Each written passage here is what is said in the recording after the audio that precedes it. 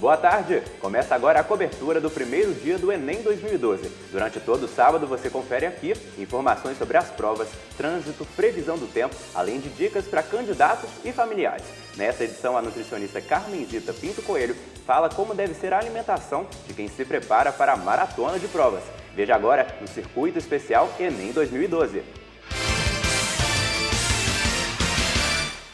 Neste sábado, em todo o país, mais de 5 milhões de candidatos devem fazer provas de ciências humanas e suas tecnologias e de ciências da natureza e suas tecnologias. Ao todo, são 4 horas e meia de provas. E para aguentar todo esse tempo, como os candidatos devem se alimentar? No nosso estúdio está a nutricionista Carmenzita, que traz dicas para uma alimentação ideal.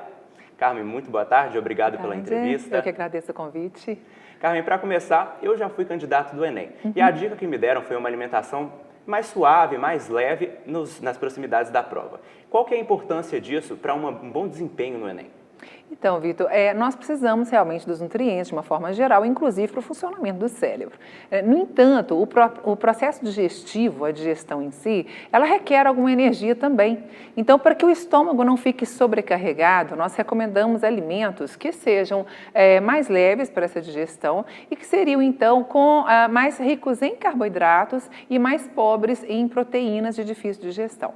Por exemplo, a carne de boi, a carne de porco, né, que, aliás, no dia a dia a gente nem recomenda porque são ricas em colesterol, aumentam LDL e colesterol. Coincidentemente, são as carnes que demoram mais no processo digestivo.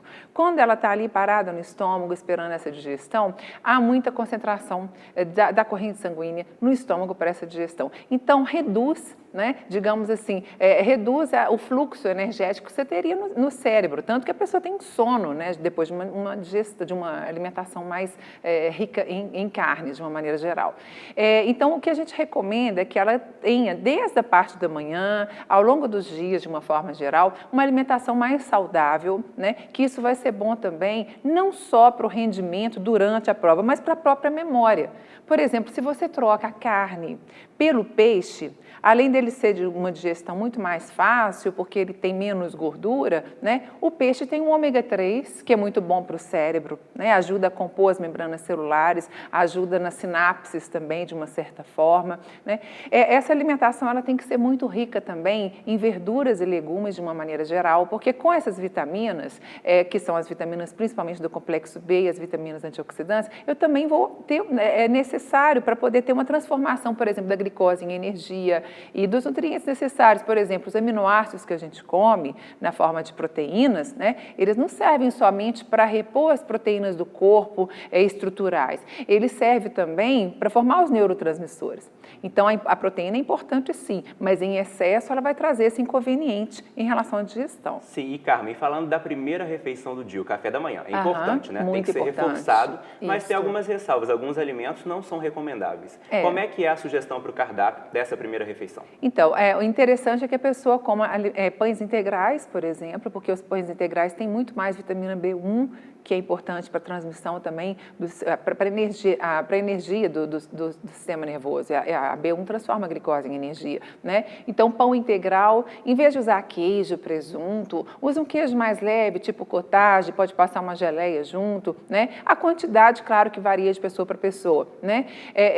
O leite, para algumas pessoas, traz o inconveniente da dor de barriga, da diarreia, né? Que é quem tem a intolerância à lactose. Essas pessoas devem evitar o leite nesse dia, mas se elas se sentem bem no café da manhã e isso não dá sono, né? Porque algumas pessoas também têm muito sono quando tomam leite. Então, cabe a elas escolher. Mas eu posso ter o alimento que tem o cálcio, posso ter o carboidrato na forma de pão integral, as frutas também, né? No meio da manhã, não passar de 3 horas sem se alimentar. Então, comer uma banana, uma barra de cereais para esperar o almoço. Então, sempre de 3 em 3 está fornecendo essa energia.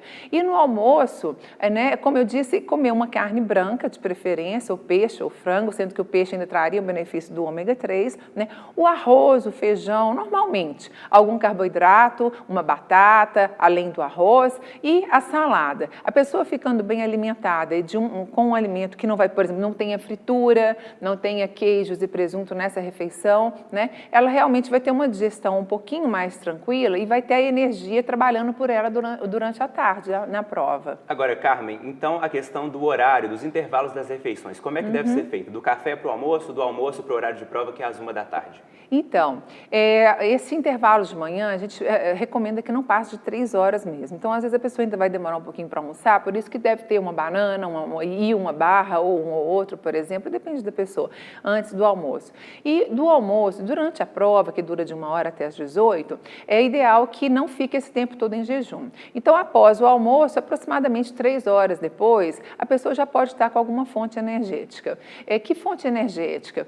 A própria banana, né? A banana é muito interessante porque, além dela dar uma certa satisfação, que ela tem um tanino, então a digestão dela demora um pouquinho, mas não é nada que prejudique, ao contrário, simplesmente te deixa tranquilo. Ela tem o carboidrato, tem o potássio e tem ainda a vitamina B6, que transforma um aminoácido da proteína que você comeu no outro aminoácido que você precisa. Nessa coincidência aí, nós temos então a formação de neurotransmissores. Então, a banana é um bom alimento para se levar, para se comer 3 horas depois que você começou a prova. Uma barra de cereais também nesse momento, né? Então, 3 horas depois, fazer pelo menos esse lanchinho. Agora, Carmen, e o chocolate que todo mundo adora levar? Pode levar? Pode levar, mas se ficar comendo chocolate o tempo inteiro, vai ficar um pouquinho desnorteado. Na verdade, o chocolate também ativa determinados neurotransmissores, ele tem substâncias que atuam realmente no sistema nervoso, até com a sensação de satisfação, e tem também substâncias com efeitos semelhantes à cafeína e à própria cafeína também. Mas o chocolate eu vou recomendar, pelo prazer que ele dá e pela ligada que ele dá realmente, para deixar mais para o final, como se fosse um sprint. Igual como quando você está correndo e de repente você coloca uma energia bem no finalzinho para você conseguir chegar na frente, a questão do cérebro vai ser da mesma forma. Então você se alimentou, você já comeu sua barrinha, você já comeu sua banana, não pode deixar de tomar água também, né? Se possível leva um suco, mas faltando 1 hora para terminar a prova, o chocolatinho cai bem, né? Então vai dar aquela satisfação, aquela ligada, digamos assim, e a pessoa vai realmente ativar a memória e vai terminar a prova de forma prazerosa. Certo, a gente recomendou então o chocolate porque ele dá energia, né? Ajuda na hora de fazer a prova. Agora, tem uma ressalva quanto aos energéticos, né? As bebidas energéticas. Sim, as bebidas energéticas, elas têm uma quantidade de cafeína muito acima do recomendado.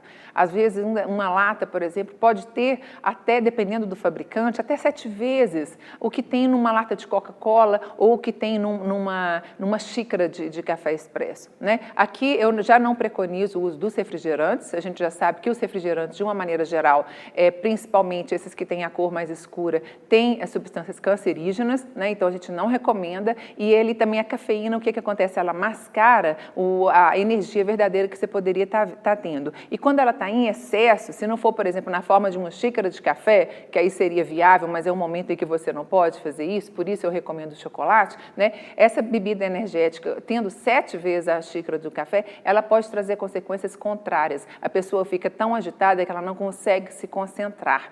Então, além disso, o uso que não é esporádico, o uso, por exemplo, diário de uma lata que leve 7 vezes uma xícara de café, pode levar à morte, como já aconteceu nos Estados Unidos. 2 latas de energético fizeram com que uma adolescente tivesse um infarto assistindo televisão, né? Então, o energético não é uma bebida recomendada de forma alguma. E nesse momento, se a pessoa tiver realmente tendência para ficar melhor quando ela ingere o café, eu recomendo, pela inviabilidade do cafezinho nesse horário, que a pessoa leve realmente o chocolate. Então, melhor o chocolate. O chocolate do que uma bebida energética, Certo. E essa última dica já não vale para hoje. Mas para quem chega das provas, já vale cuidar da alimentação desde esse momento? Sim, claro. Quanto mais você estiver bem nutrido, melhor você vai chegar. É que nem uma prova física também. É que nem um atleta, né? Se você está se preparando bem durante os treinos, e no caso aqui, durante os estudos, você vai fortalecer sua memória desde já, a partir do momento que você está estudando, está rendendo mais durante o dia, né? Então, são dicas que realmente valem até para a vida toda, para evitar patologias, né? Outras doenças que podem surgir com o tempo com a alimentação errada também. Essa dica, lembrando, que é porque no domingo tem a segunda etapa de provas, né? Então vale já cuidar da alimentação desde a hora que chegar em casa. Desde a hora que chegar em casa. Certo. Carmen, muito obrigado pela entrevista. Imagina. E veja agora algumas informações sobre o Enem 2012. A edição 2012 do Enem teve recorde de inscrições. Ao todo, foram 5.791.200 247 inscritos.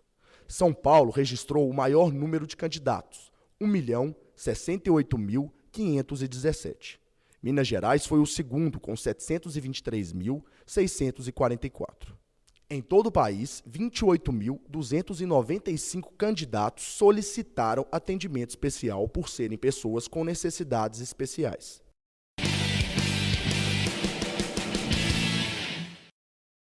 A partir de agora, as provas passam por 2 corretores que vão avaliar a redação em 5 competências, com nota máxima de 200 pontos cada. A pontuação final será uma média dessas avaliações.